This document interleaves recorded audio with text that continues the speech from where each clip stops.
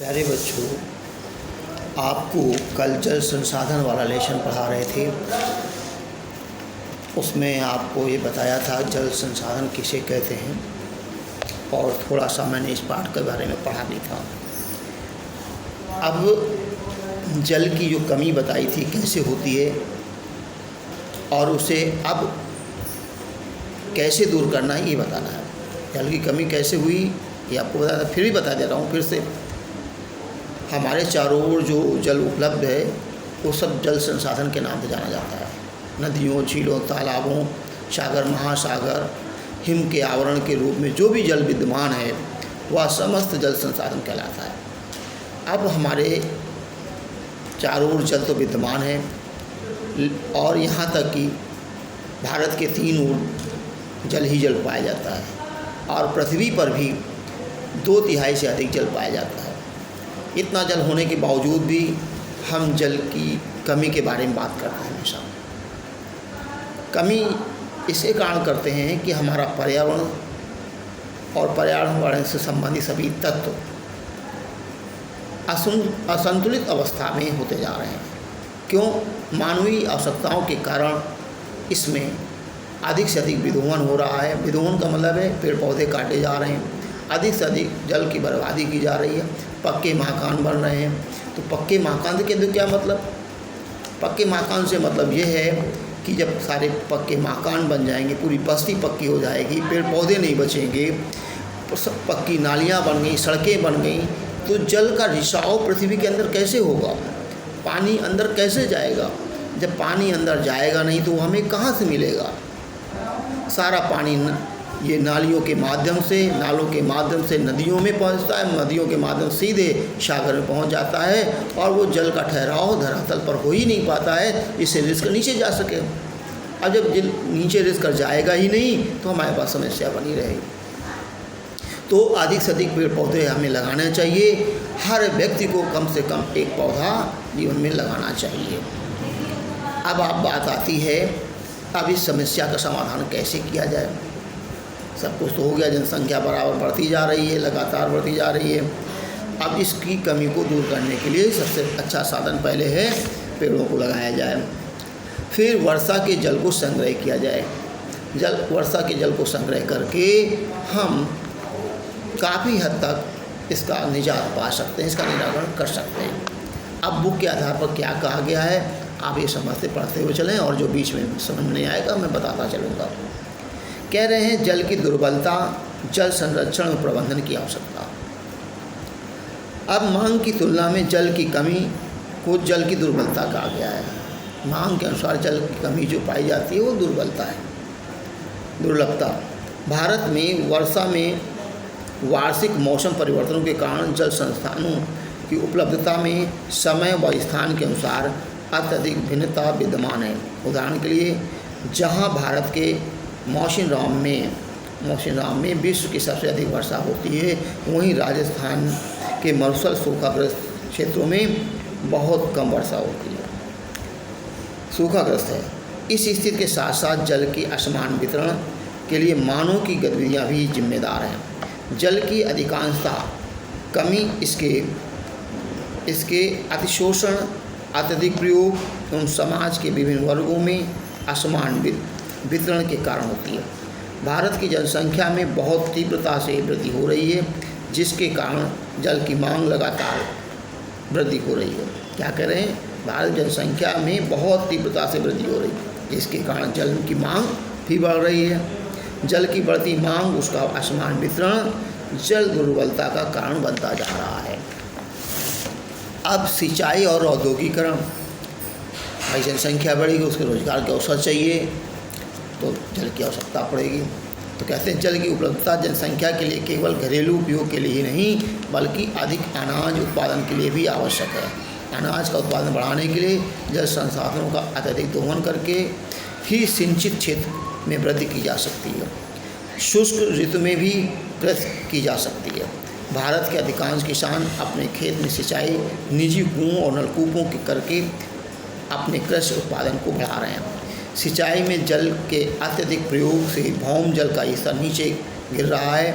या लोगों के लिए उपलब्ध जल में लगातार कमी होती जा रही है।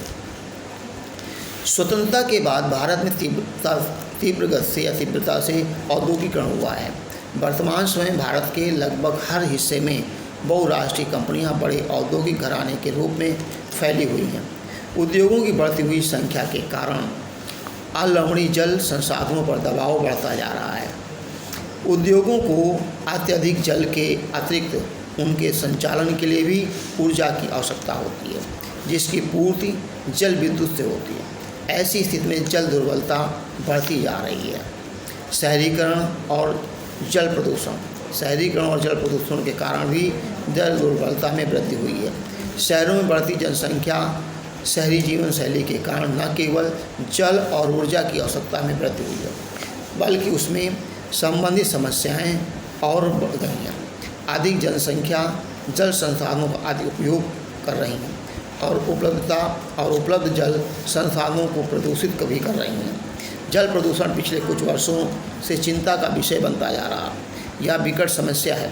लोगों की आवश्यकता के लिए पर्याप्त मात्रा में जल उपलब्ध होने के बावजूद ये घरेलू और औद्योगिक अपशिष्टों, रसायनों, कीटनाशकों एवं कृषि में प्रयोग के लिए उर्वरकों द्वारा प्रदूषित है। ऐसा जल मानव के उपयोग के लिए अत्यधिक हानिकारक है। क्या लिख रहे हैं 160 में एक और इजराइल जैसे 25 सेंटीमीटर औसत वर्षा वाला देश में जल का कोई अभाव नहीं है, तो दूसरी ओर 114 सेंटीमीटर औसत वर्षा से भी वर्षा वाले भारत में प्रतिवर्ष किसी न किसी भाग में सूखा अवश्य पड़ता है। भारत में जल की उपलब्धता उसके स्वरूप के अनुसार समुचित जल प्रबंधन न होने के कारण ही वर्षा जल का नदी नालों से तेजी से बहकर समुद्र में चला जाता है, जिससे वर्षा के बाद के लगभग 9 महीने देश के लिए पानी की कमी होती रहती है होते हैं। भारत में जलीय अभाव को उचित प्रबंधन के द्वारा नियंत्रित किया जा सकता है। अब उचित प्रबंधन के द्वारा नियंत्रित किया जा सकता है, कैसे किया जाए? अधिक से अधिक तालाबों का निर्माण किया जाए और छतों का पानी रिसाइक्लिंग के माध्यम से, रिचार्ज के माध्यम से उसे भूगर्भ में भेजा जाए, जिससे भूगर्भ जल में वृद्धि होगी और पानी पीने की समस्या का निराकरण या जल की दुर्बलता में कमी आएगी। अब यहाँ पर पुस्तक में क्या लिख रहे हैं?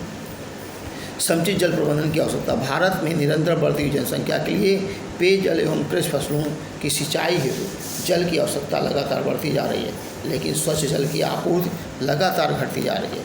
जल की पर्याप्त मात्रा में उपलब्धता के बावजूद भी इसके अतिशोषण, अत्यधिक प्रयोग एवं समाज के विभिन्न वर्गों में इसके असमान वितरण कारण संरक्षण और प्रबंधन नितांत आवश्यक है।